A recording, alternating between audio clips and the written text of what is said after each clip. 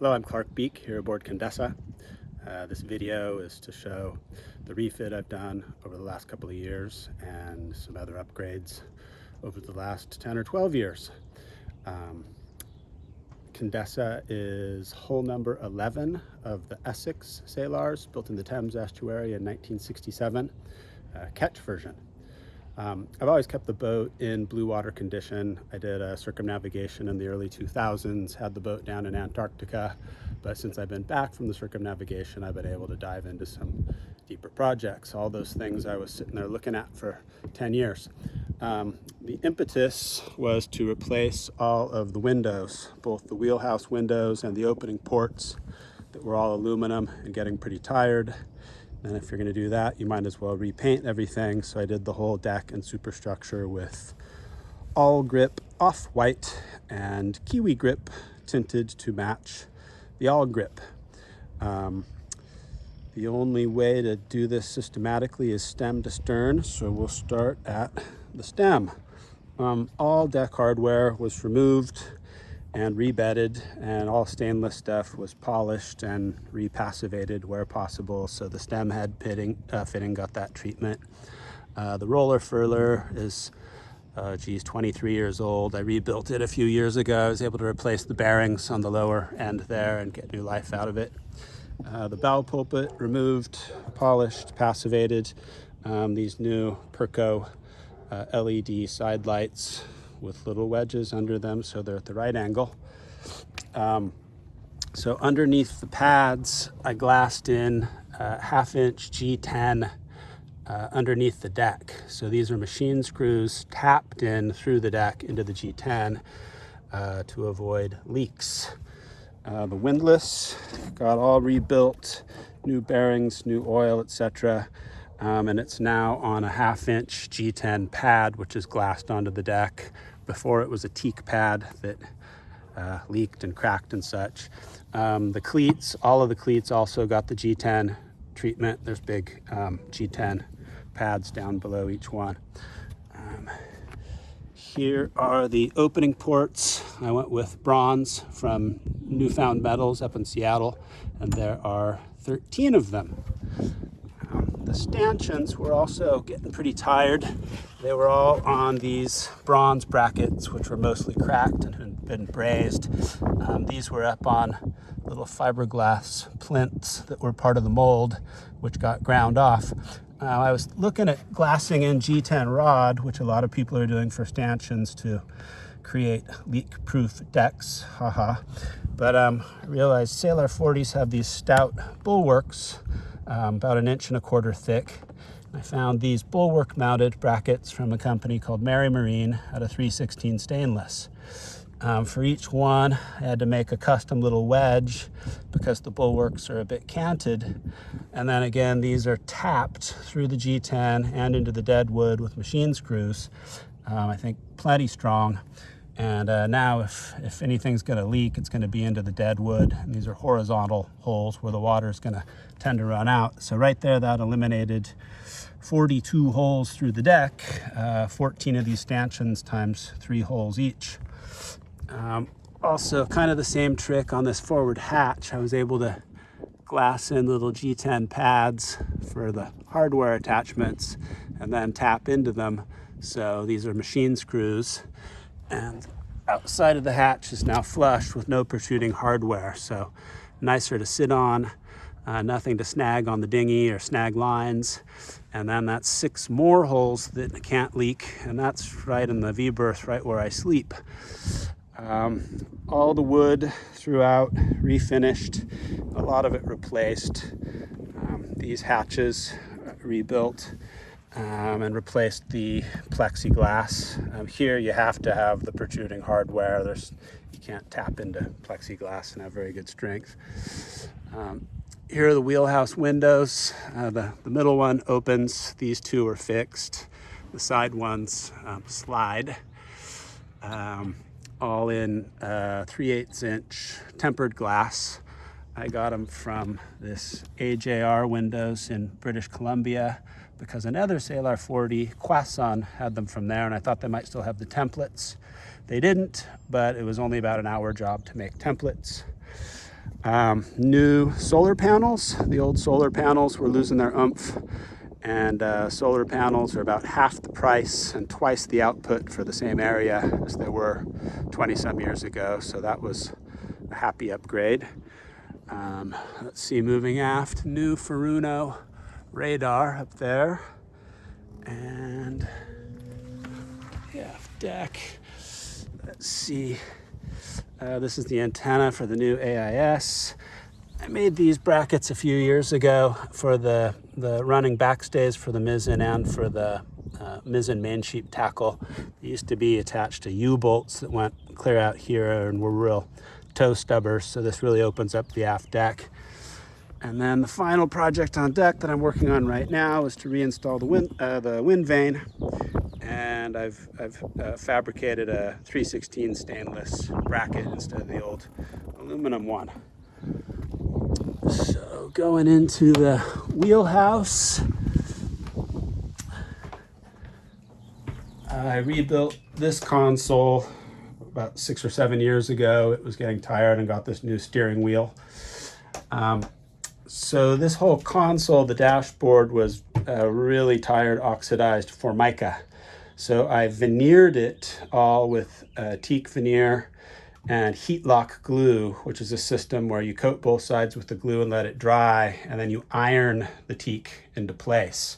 Really easy to work with. So all this is either completely new pieces or just a veneer over it. It's good. New headliners throughout. I've installed a lot of these LED lights that are either red or white, and these flush mount speakers from Fusion that are actually low clearance and fit over the headliner here.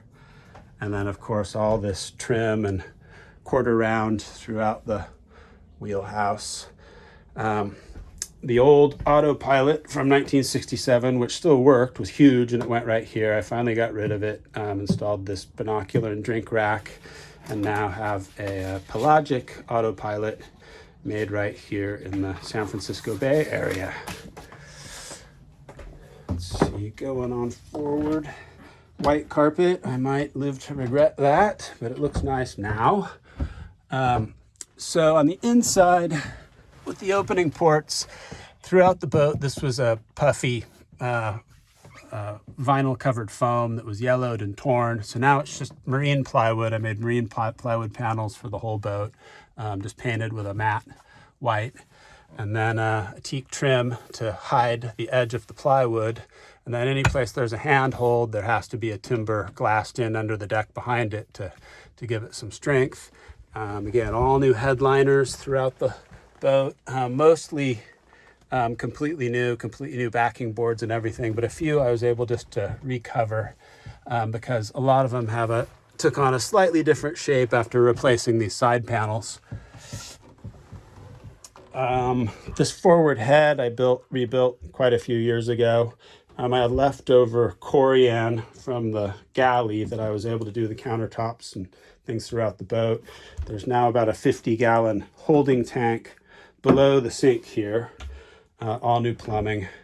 The galley is still looking good. That was in 2006, 2007.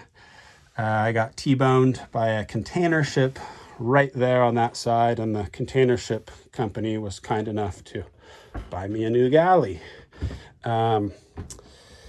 Dickinson diesel heater that I'm very happy with. With some of the leftover veneer, I built this custom trash can. Always a problem on a cruising boat. It fits right in a nice spot there. All new cushions and mattresses throughout the boat.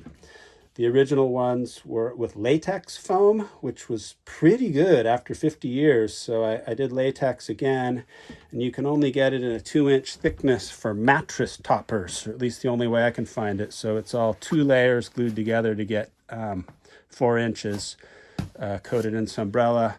I'm okay with the sewing machine, not great, but it's good enough.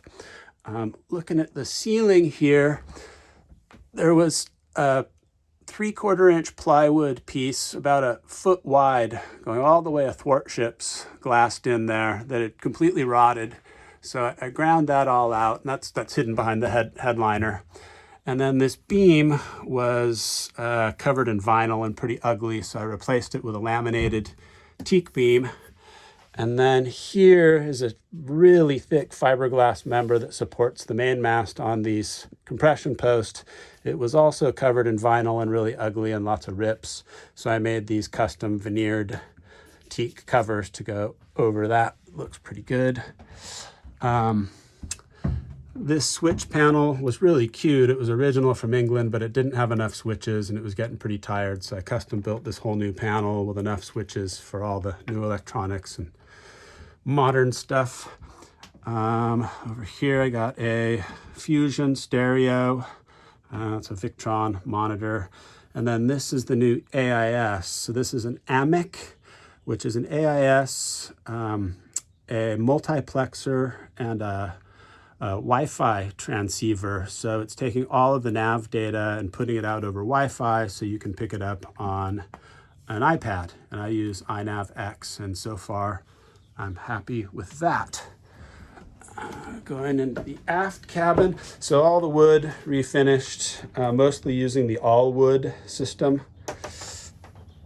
The whole aft cabin, the same treatment with the opening ports and the trim. And the new headliner, LED light. The aft head is probably 100 hours on a 6 square foot room. One nice improvement is this flush mount latch, because I'd really injured myself over the years coming down this companionway in a hurry and hitting my hip bone on a doorknob. So this is now flush mounted with a custom strike plate back here. Completely rebuilt this head. It was really dark and dingy with this horrible old yellowed wallpaper. A new toilet, all new cabinetry, medicine chest, this cute little corner sink that's really out of the way. This light was in the engine room. It matches the one in the forward head. This is a chromed bronze 4-bar light, and these are selling for like $400 or $500 on eBay now. They're real classic, so I put it on display there. And let's have a quick so I pipe hot water from the Dickinson diesel heater back here to this radiator with a little circulation pump, so the boat is fully heated throughout. And then looking at the engine room cover, I never had a good way to fasten it down, and I was always worried in a knockdown this whole cover could be lost. So I did this kind of weird thing with straps when I was blue water sailing. And I got these latches which can lock it down, 4 of them. And right now they're unlocked. You know they're unlocked because there's a little red dot there. And if you want to lock the whole hatch down, you just turn them the other way and they are locked. So let's have a quick look in the engine room. Oh, also these hinges were always piano hinges, which leaked. There's a catchment under here to route the water off to the sides. It never worked very well, and a lot of water always dripped on the engine. So these are solid plastic hinges that are rated for industrial use. Had them on here for a couple of years and they seem fine and they can't leak. So I've been happy with those. So let's see here. So I added a lot of soundproofing. I added a whole extra inch on the bottom of the hatch here. And then I used a product called Acoustablock, which is a mass-loaded vinyl. You can't see it, but a bunch of other places to try to cut down some of the engine noise, which, well, you can't ever get rid of it completely, but it improves matters.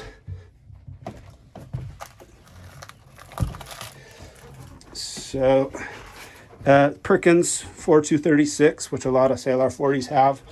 A few years ago, I upgraded to this combination header tank, heat exchanger, exhaust manifold, which is a really nice upgrade.